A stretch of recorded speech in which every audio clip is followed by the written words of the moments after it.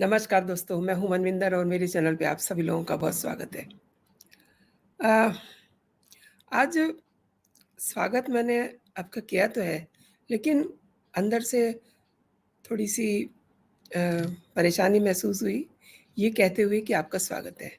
क्योंकि बिहार में नीतीश और तेजस्वी की तानाशाही को देख कर के बड़ा दुःख हुआ। पटना में बीजेपी के विधानसभा मार्च पर जो लाठीचार्ज हुआ है, वो सच में किसी को भी अपसेट करने के लिए पर्याप्त है। और अब देखिए, खुद को नीतीश बाबू नीतीश बाबू क्या कहें उन्हें, सुशासन बाबू कहना चाहिए।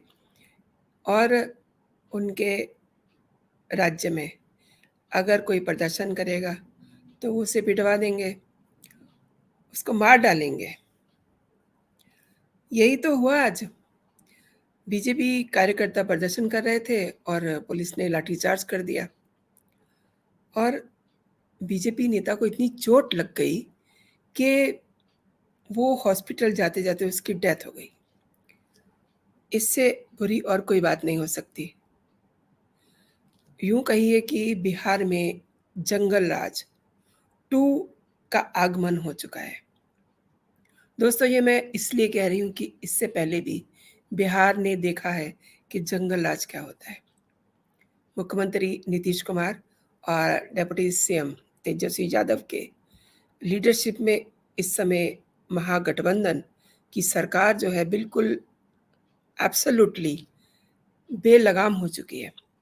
सरकार के मनमाने फैसलों से शिक्षक, अभ्यर्थी, नियोजित शिक्षक, खेतिहर मजदूर, आम जनता सभी लोग परेशान हैं। परेशान क्या है, मतलब वो बुरी तरह से त्रस्त हैं। सरकार की गलत नीतियों के विरोध में उठ रही आवाज़ को दबाने का ये कैसा तरीका है नीतीश कुमार का?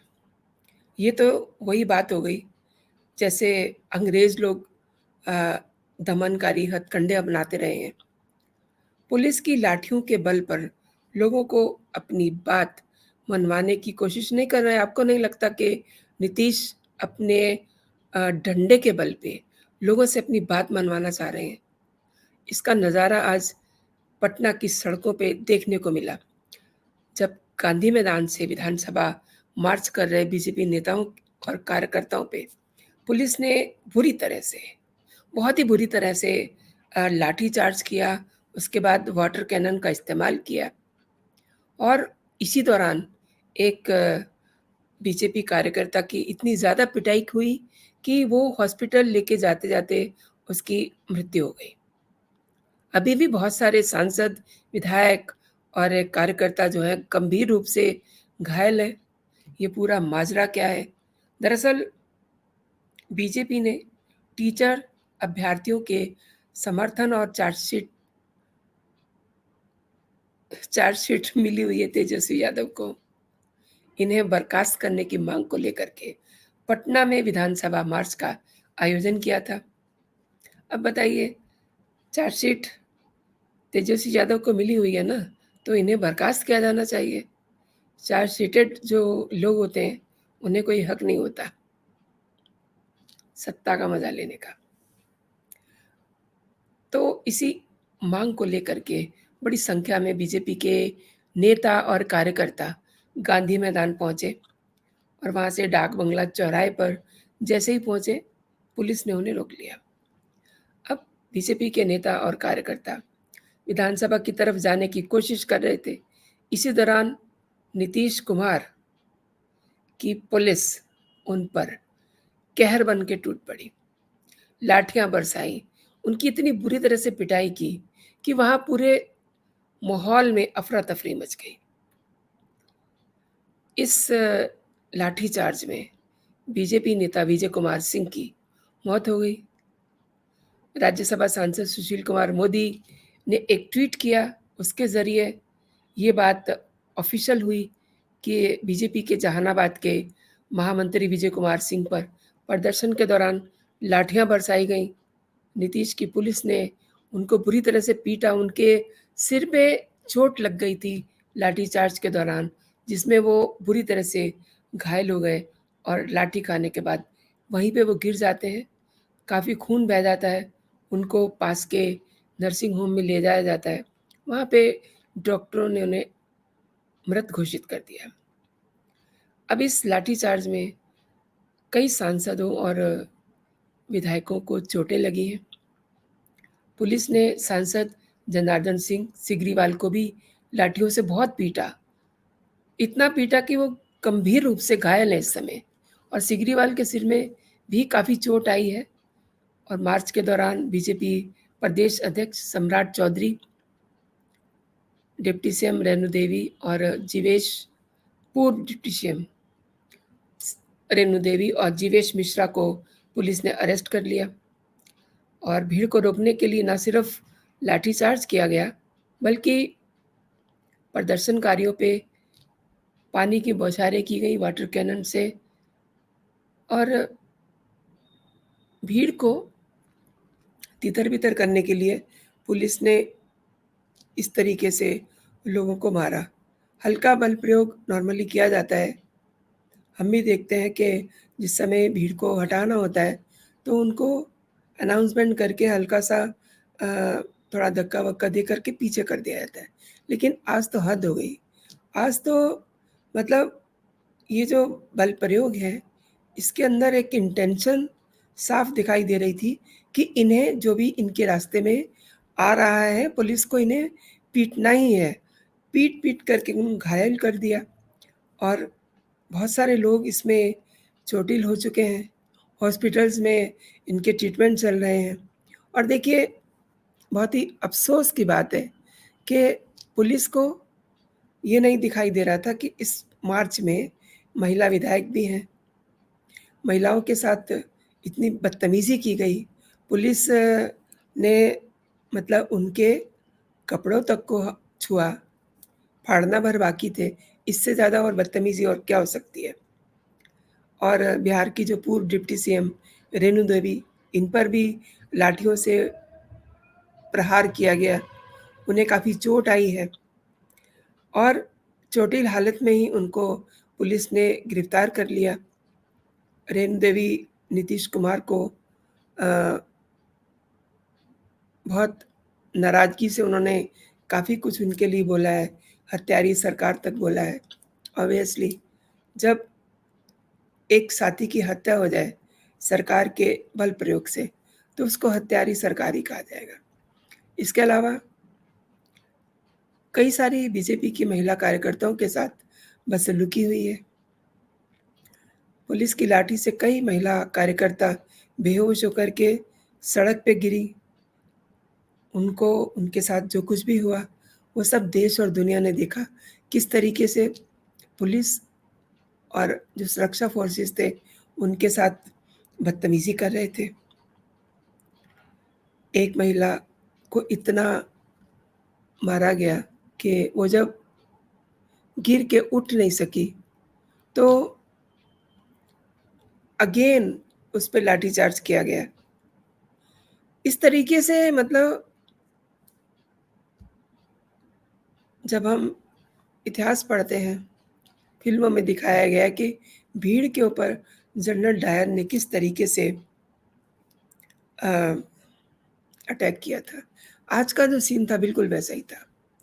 बिहार पुलिस जो है, ऐसा लग रहा था कि उनको ऊपर से जनरल डायर ने कह दिया है कि तुम जाओ और टूट पड़ो, जो बीजेपी कार्यकर्ता है। अच्छा, कार्यकर्ता में महिला, पुरुष, कई बुज़ुर्ग भी थे। सबको इतना दौड़ाया गया, इतना दौड़ा-दौड़ा करके इ पीटा गया कि कलेजा मुँह को आ रहा था। मतलब महिलाओं से जब बदतमीज़ी कर रहे थे, तो वो देखने में भी बहुत शर्म आ रही थी। अब आप ये भी समझ लीजिए कि आज जो कुछ भी पटना में हुआ, इसके पीछे ये वही नीतीश कुमार हैं, जो बात-बात पे मोदी सरकार को गाली देते हैं। ये सब एंटी मोदी गुट के मेंबर हैं, और इन्होंने आज बीजेपी पे किस तरीके से हमला किया। अच्छा, बिल्कुल निहत्थे बीजेपी के कार्यकर्ता, महिला, पुरुष, उसमें बुज़ुर्ग भी, जिस समय उनको दौड़ा-दौड़ा करके पीटा जा रहा था, जो उसमें बुज़ुर्ग कार्यकर्ता थे, बार-बार गिर रहे थे। अगर आप देखें उन्हें, तो आपकी आँखों में आँसू आ जाएँगे। ये इनके दिल में क्या है, ये आज पता चला।